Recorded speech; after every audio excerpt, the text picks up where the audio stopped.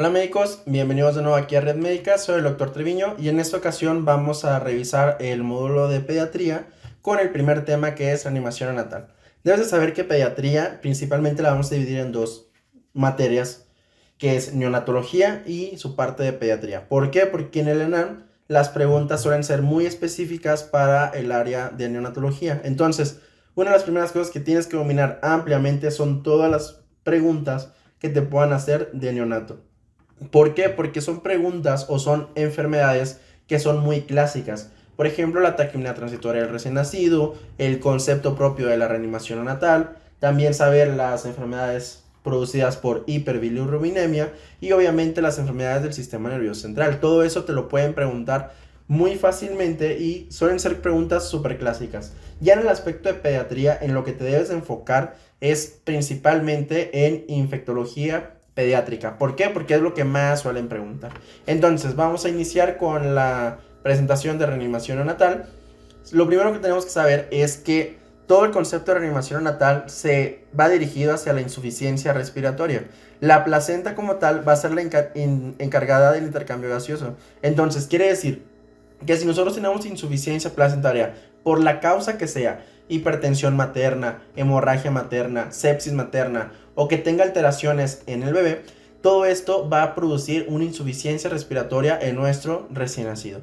Esta insuficiencia respiratoria se va a manifestar con un aumento del CO2 y esto a su vez produce acidosis fetal. ¿Y cómo vemos acidosis fetal en nuestro recién nacido o más bien en nuestro bebé antes de que nazca? Pues lo vamos a observar porque le ponemos un tocógrafo y podemos ver bradicardia fetal o podemos ver los clásicos DIPS tipo 2, que recuerda que estos son de mal pronóstico porque nos hablan de acidosis fetal. Entonces todo esto habla de que mi corazón ya no puede soportar la carga, o sea el corazón del bebé ya no puede soportar la carga del estrés que está recibiendo, que está generando una insuficiencia placentaria y a su vez una insuficiencia respiratoria y puede producir la muerte del bebé. Entonces más o menos si tú entiendes esto vas a poder comprender el porqué de los pasos de la reanimación neonatal. Sabemos que nuestro bebé va a tener una transición intra-extrauterina. Principalmente, nosotros nos dirigimos a este diagrama que son tomados del manual de reanimación neonatal y nos vamos desde esta premisa para poderlo entender y que nunca se nos olvide. La sangre oxigenada del feto va a dejar la placenta mediante la vena umbilical. Esto porque si nosotros pusiéramos una placenta por allí, vamos a suponer que la placenta se va a encargar del intercambio gaseoso, ¿no? Entonces, sale la vena umbilical, que es esta grande que está por aquí, con sangre oxigenada, ¿no? Esta sangre oxigenada se va a ir por el conducto venoso, va a llegar a la vena cava inferior y sabemos que la vena cava inferior se integra a la circulación de la aurícula derecha, ¿no? Esta aurícula derecha debemos de recordar que aquí existe un agujero que se conoce como foramen oval o agujero oval, el cual permite saltarse la circulación pulmonar. ¿Por qué se la saltaría un bebé?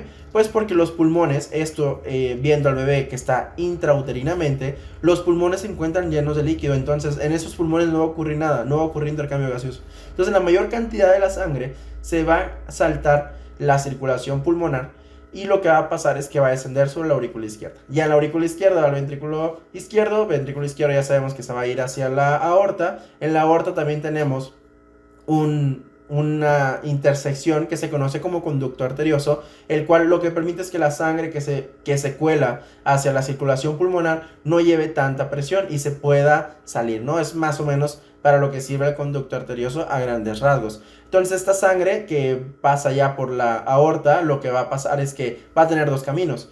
Que la sangre que se empieza a desoxigenar se va a ir directamente hacia las arterias umbilicales. Es por eso que, si recuerdas en tus clases de pregrado, está invertida la circulación. La vena lleva sangre oxigenada y las arterias sangre desoxigenada, ¿no? Y el resto de la sangre pues se va a ir al resto del bebé, porque es sangre que te va a servir para las funciones metabólicas del bebé por la oxigenación que tiene, ¿no? Entonces, una vez que se ha utilizado la sangre, podemos decir que se va a regresar por las arterias umbilicales en dirección, como se menciona aquí, en dirección a la placenta, para que vuelva a hacer el intercambio gaseoso a la madre, ¿no? Y pues prácticamente. En el diagrama que tenemos aquí del lado derecho, pues lo que vemos es una circulación normal. Cabe destacar lo siguiente: una vez que el bebé, que vamos a ver en este diagrama, una vez que el bebé respira, se aplican las pinzas sobre el cordón umbilical, los pulmones del bebé ya van a ser aptos para iniciar el intercambio gaseoso. Lo que ocurre aquí es que esta entrada de aire, esta primera bocanada, este primer llanto que arroja el bebé, va a hacer que por la misma presión el líquido que se encuentra a nivel alveolar pase hacia el espacio intersticial y este líquido se empiece a reabsorber. Entonces, por eso cada vez que el bebé llora, que grita y todo eso, eso no es porque esté enojado por salir, sino porque son mecanismos fisiológicos que hace para que sus alvéolos se desocupen de ese líquido y el bebé pueda respirar. Entonces, prácticamente es así lo que ocurre. De hecho, aquí en el mismo manual de la reanimación nos dicen varios aspectos. Cuando el bebé respira o se aplican las pinzas sobre el cordón umbilical, aquí es cuando utiliza el bebé los pulmones en lugar de la placenta. Cuando se absorbe el líquido en los alvéolos, el aire pues obviamente va a reemplazar el líquido alveolar y los oxígenos van a estar llenando estos alvéolos, estos sacos alveolares, y lo que va a producir es que ya va a ocurrir un intercambio gaseoso como tal. Entonces, más o menos, si tú entiendes esto, vas a poder comprender lo siguiente, que es por qué la respiración es lo más importante en la reanimación neonatal. Sabemos también que hay datos de que va a ocurrir una transición anormal en nuestro bebé. Y es centrado en lo que se refieren las preguntas de la reanimación neonatal que hacemos. Cuando tenemos un esfuerzo respiratorio irregular, tenemos apnea o taquipnea, quiere decir que algo está pasando a nivel alveolar que no va a permitir una buena transición. Una taquipnea transitoria del recién nacido puede ser un SAM o puede ser una enfermedad de membrana hialina, ¿no? Cualquiera de esas cosas te puede llegar a producir una mala transición. También cuando existe tono muscular disminuido, cuando existe bradicardia o taquicardia, baja saturación de oxígeno o una presión arterial baja. Esta última casi nunca se mide en los recién nacidos, pero porque no tenemos con qué medirla, ¿verdad? Si no, sí se mediría. Y pues aquí nada más una imagen de un pollito. Lo más importante es que quiero que recuerden lo siguiente. En contraste a los adultos, la mayoría de los recién nacidos que requieren reanimación neonatal van a tener un corazón saludable. Cuando un recién nacido requiere reanimación, suele ser debido a un problema con la respiración que causa un intercambio gaseoso inadecuado. La insuficiencia puede ocurrir antes o después del parto. Esto quiere decir que todas tus acciones, o la mayoría de ellas, van a ser centradas en dar un buen aporte de respiración, un buen aporte de oxígeno hacia el bebé para tratar de cubrir estas necesidades. Y obviamente en el momento en el que tú empiezas la reanimación, hay que ver los factores de riesgo que predispongan a ciertas enfermedades para poder instalar o para poder realizar maniobras adecuadas. Por ejemplo, cuando tenemos una enfermedad por membrana hialina, pues hay que aplicar surfactante a ese bebé. ¿Por qué? Porque por más cosas que le hagas, no va a poderse distender a nivel alveolar. Pero bueno, hay ciertos factores de riesgo previos al parto. Lo principal y que siempre debes identificar en todos los casos clínicos que tú vayas a observar es si tiene o no atención prenatal. Siempre que te pongan un caso clínico que dice sin atención prenatal, tú tienes que sospechar 1. VIH, 2. Que el bebé sea hijo de madre diabética, 3. Que tenga alguna infección, ya sea sepsis o que tenga sífilis.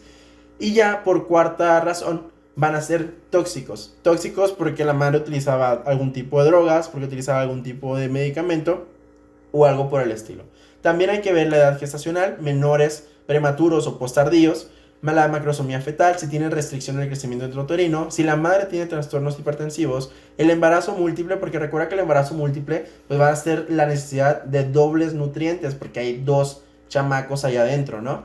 La anemia fetal, el polidramnios, oligohidramnios o el hidrox fetal o las malformaciones fetales, ¿no?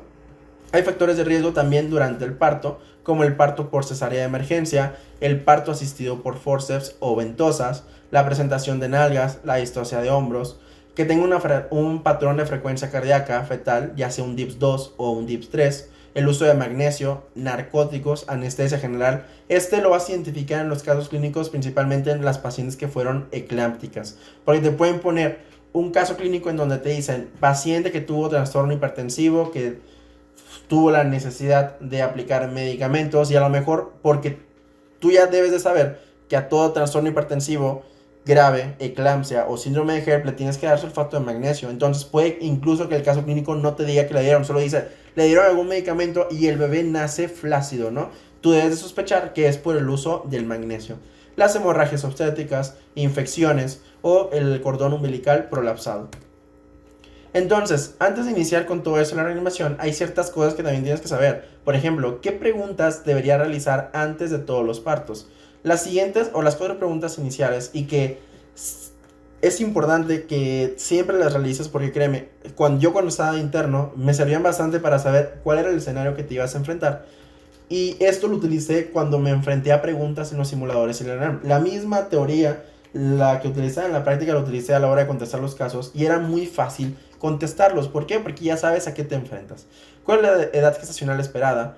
El líquido amniótico es claro. ¿Cuántos bebés se esperan? ¿Hay algún factor de riesgo adicional, como los que comentamos anteriormente? Y eso te va a decir lo siguiente, ¿no?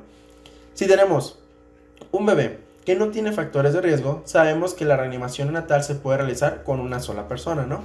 Si tenemos un bebé que tiene factores de riesgo, independientemente del que sea, de los que ya comentamos en estos dos, cualquiera de esos factores de riesgo, tienen que realizarse dos reanimadores, porque uno de esos reanimadores se va a centrar única y exclusivamente en el manejo de la vía aérea, o sea, mantener adecuado o realizar las maniobras necesarias para mantener una buena respiración en el bebé, una buena oxigenación, porque recuerda que en estos niños, al momento de hacer la reanimación natal, el problema principal va a ser a nivel pulmonar. Entonces, les hago la siguiente pregunta. ¿Cuántos reanimadores se necesitan en un embarazo gemelar? Les voy a dar 5 segundos, 4, 3, 2, 1. Si tu respuesta fue que se necesitaban al menos 4 reanimadores, pues estás en lo correcto. ¿Por qué 4 reanimadores? Porque aquí les puse que parte de los factores de riesgo es el embarazo múltiple. Entonces, en un embarazo gemelar, que son 2 bebés, automáticamente pasa a ser factor de riesgo. Y al ser 2 bebés, se necesitan 4 reanimadores, ¿no? Y aquí está, 2 para un bebé, 2 para otro bebé. Si sucede o no sucede así, pues eso es independiente, ¿no? Pero eso es lo que nos dice nuestro manual de reanimación natal. Y yo sé que todos ustedes ya están así, o sea, yo no quiero ver la teoría, yo lo que quiero es como el meme de Homero Simpson. Comprender la reanimación natal es como comer una naranja. Y Willy les sale y les dice, o todos ustedes están ahorita, si quisiera ver un hombre comer una naranja, hubiera visto videos de comer naranjas, ¿no? Entonces, esto es importante, o comprender la teoría es importante, porque ustedes van a poder aprenderse lo que es la reanimación natal muy fácilmente. Ya comprendieron los factores de riesgo, ya comprendieron que todo el problema es, o la mayoría de los problemas siempre van a ser a nivel pulmonar. Y si logran aparte identificar las patologías respiratorias neonatales, se van a dar cuenta de que pueden resolverlos todos los casos clínicos sin mayor dificultad. Entonces, ya vamos a ir de lleno con la reanimación natal. Este diagrama, ya saben que es un diagrama largo, pero aquí lo vamos a cortar en varias partes para que ustedes puedan entenderlo mejor. Lo primero siempre es el asesoramiento prenatal, informar al equipo y verificarlo del equipo y esas cosas de reanimación natal, que no nos vamos a meter en eso nosotros, porque esto no son cursos de reanimación natal, clases en nada. Entonces, el bebé ya nació, ¿no? Vamos a hacer nuestras 3 preguntas. ¿Nació a término? ¿Tiene buen tono? ¿Respira o llora? Si es así, puede irse a alojamiento conjunto y le vamos a hacer los pasos iniciales de la reanimación junto a la madre, ¿no? Manejo conjunto. Si no es así, vamos a hacer los pasos iniciales de la reanimación, que vamos a ver a continuación. Lo primero es que nos vamos a entrar en esas 3 preguntas. ¿Nacido a término? ¿Tiene buen tono? ¿Respira o llora? Si es así, ya dijimos, va a pasar a reanimación, ¿no? Si tiene buen tono, ¿cómo lo vamos a saber? Porque vemos en estas 2 imágenes, la mayoría de los bebés nos van a tener las extremidades que van a estar flexionadas, las 4. Ven cómo están totalmente flexionadas las extremidades. Si ustedes recuerdan cuando estaban en su internado, pues usualmente estos bebés automáticamente los deberíamos de pasar al alojamiento conjunto. Sin embargo, hay veces en que está muy frío y todo eso y los pasan directamente a la camita de cuna o a la cuna radiante, aunque no es indicado, ¿verdad? Bueno, entonces lo pasamos al alojamiento conjunto. Pero si tenemos un bebé así, que vemos que no está llorando, no está gritando de que ya ha nacido, no le está diciendo al mundo de que está listo para comérselo, y vemos cómo tiene sus extremidades totalmente sin flexionar, totalmente, como algunos en el internado se solía decir mucho en presentación de trapito. Lo que le sigue al bebé, o lo que vamos a hacer con este bebé, es pasarlo inmediatamente a una cuna radiante. Obviamente esa cuna radiante tuvo que haber estado prendida. ¿Por qué? Porque al momento en que yo paso al bebé, eso no te lo dicen en el manual de reanimación, pero te lo dicen después en otras bibliografías y todo eso. Tú al momento en el que pasas al bebé, vas a activar un cronómetro, si recuerdas. ¿Por qué? Porque este cronómetro nos va a hablar del Apgar, pero el Apgar lo vamos a ver posteriormente. Entonces tú activas este cronómetro para valorar tu Apgar al minuto y a los 5 minutos. Entonces, ya tuviste a tu bebé, lo pasas a una cuna radiante y si recuerdas lo que vimos anteriormente, vamos a hacer los pasos iniciales de la reanimación. Lo primero, obviamente, es calentar y mantener la temperatura. Esto lo vamos a conseguir al momento de que ponemos al bebé en la cuna radiante. Lo segundo que vamos a hacer es posicionar la vía aérea. Recuerda que tiene que ser ni en hiperextensión ni totalmente doblado su cuellito, ¿no? O sea, tiene que estar en una posición que se conoce como olfateo matutino para los de Estados Unidos, y también lo podrán encontrar en otras bibliografías como de tomar el té, que es la bibliografía británica. Ya en tercer lugar vamos a tener una opción, porque no en todos lados sale, en el manual de animación te lo ponen incluso así como una opción, que son despejar las secreciones. Recuerda que primero se aspira la boca y luego se aspira la nariz. Esto nunca se te va a olvidar por lo siguiente: si tú aspiras primero la nariz, como es este caso, lo que vas a hacer es que si una de las fosas nasales está obstruida, pongamos niño que salió con meconio, y tú aspiras una fosa nasal y la otra está obstruida, ¿qué harías tú? Pues aspiras por la boca lo que puedas, ¿no? Y si tienes aquí todo el meconio en la boca, se va a aspirar el meconio. Entonces, lo ideal es que primero se aspire la boca y luego ya después la nariz. ¿Pero para qué? Para quitar la mayor cantidad de secreciones posibles, ¿no? Y ya en cuarto y quinto lugar vamos a tener lo que es secar y estimular. Usualmente se hace al mismo tiempo. Yo me acuerdo que cuando estaba en el internado era como que la parte más divertida, al estarlo ahí agitando al niño para que reaccionara y para que se pusiera todo rosita, ¿no? Prácticamente. También recuerda que las extremidades, que eso también se valora en el test de Apgar, normalmente las extremidades distales al primer minuto siempre van a estar, casi es 100%, aquel persona que le ponía Apgar de 10 al minuto es un mentiroso, porque fisiológicamente los niños no pueden tener un Apgar de 10. ¿Por qué? Porque la misma saturación es normal, es fisiológico que presenten acrocianosis, ¿no? Entonces es como que ahí te dabas cuenta que nada más lo habían inventado el Apgar. Continuamos con la reanimación natal. Ya pasamos los pasos en donde calentamos y todo a nuestro bebé, pero resulta que mi bebé tiene apnea, tiene bloqueo o tiene una frecuencia cardíaca menor a 100 latidos por minuto. Recuerda que el manual de reanimación te dice que se la midas por 6 segundos y eso lo multiplicas posteriormente, ¿no? Lo multiplicas por 10 para completar tu minuto, porque no vas a estar un minuto escuchando la frecuencia cardíaca del bebé, si no, si ya se te pasó toda la reanimación. Entonces, supongamos que nuestro bebé no tiene esto. Hay que verificar lo siguiente: si mi bebé tiene dificultad o cianosis persistente. ¿Por qué? Porque ante esto tenemos que ver si podemos colocar una mejor posición, despejar la vía aérea, dar oxígeno suplementario o considerar el CPAP dependiendo del esfuerzo respiratorio que puede estar utilizando el bebé. Una escala para medir esto es la escala de Silverman-Anderson, que también vamos a ver en la siguiente clase. Y ya si nos vamos a este lado, en donde tenemos apnea, bloqueo, frecuencia cardíaca menores 100 latidos por minuto, lo que vamos a iniciar aquí, y esta es una de las preguntas que suelen hacer mucho, es la ventilación a presión positiva, que es el BPP, ¿no? Aquí no te están diciendo que le vas a iniciar CPAP, le vas a iniciar ventilación a presión positiva. Y también hay que monitorear la saturación y considerar un monitor de electrocardiograma, ¿no? Entonces, tenemos estas dos opciones.